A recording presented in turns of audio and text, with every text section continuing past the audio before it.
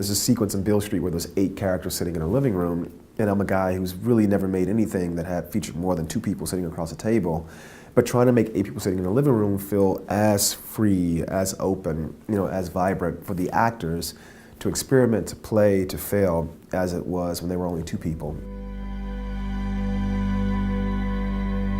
I think when you're adapting someone whose work you revere, there's an intellectual challenge that you have to sort of get through, which is, how do I take authorship of the piece? And so for me, the lyricism and the really evocative nature of the writing was kind of like a jumping off point. And so I think the real challenge for me was getting to the point where I could allow myself to really be free. Regina King plays the mother figure in the film, Sharon. At a certain point, she has to go on this journey to bring all these people together in a way that they can discuss what they're all sort of going through. And in the book, there's this moment of indecision where she's putting on and taking off a shawl. But Regina and us just discussing the character said, well, this moment feels very relevant to me. I remember, moments like this amongst women, I grew up with. And I think for those women, it would have been a wig. And so, in a very simple way, I said, okay, yeah, let's make it a wig. And I think it's one of the most distinct visuals in the film, and that came out of discussions with the actor. With this film, it was really interesting. I'm not a woman, James Baldwin is not a woman, and yet this film is dominated by women. It's told from the female point of view. And so anytime the actresses, had a suggestion or a take, or a thought they felt very firm about, I had to check my directorial ego and listen.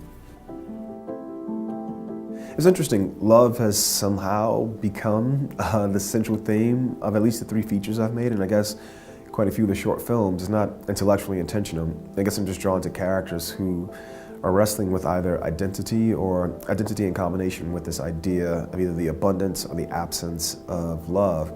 Those themes, those issues are universal. I think as human beings, we can all understand what that feels like, both the abundance and the lack.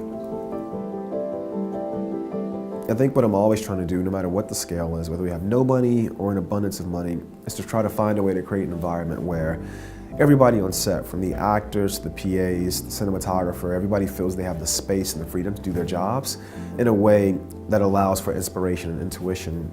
Yeah, all this stuff is happening and we're adapting James Baldwin and nobody expected Moonlight, everybody expects this one, but let's just get to the point where everybody feels like they're allowed to play. I think I'm a guy who asks questions. I think there are filmmakers who make films that are declarations or statements, and I think I'm a filmmaker who makes films that are ruminations and questions. And so I think it's a voice that is always asking, not pleading, but asking, like, what do you think? But in the process of asking the question is also working out the conundrums. What I'm really looking forward to is just expanding the group of collaborators. And to be honest, helping people come up. I look back on Moonlight, and what I love the most about that experience, not the Oscars, not any of that stuff, but Alex Hibbert, Trevante Rhodes, Ashton Sanders, Jarrell Jerome, these people, nobody knew who they were, before they took a chance on me to come into this film thing and make that film, and now they all have careers, and they're all gonna go and grow in their voices and tell so many wonderful stories. And to me, that's what power is, And as we go forth, hopefully, homeboys and homegirls whose names I have no clue, I'll be working with them as well.